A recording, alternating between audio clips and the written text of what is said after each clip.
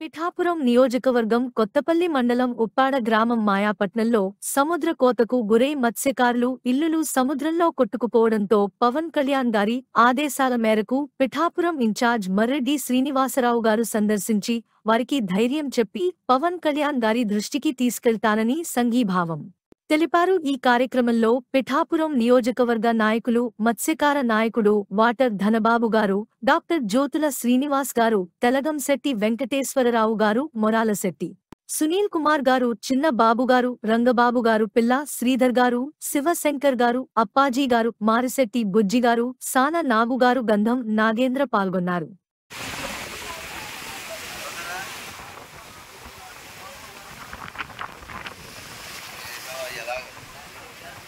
నాగారు ఇలా తిరగమనండి సరే అడా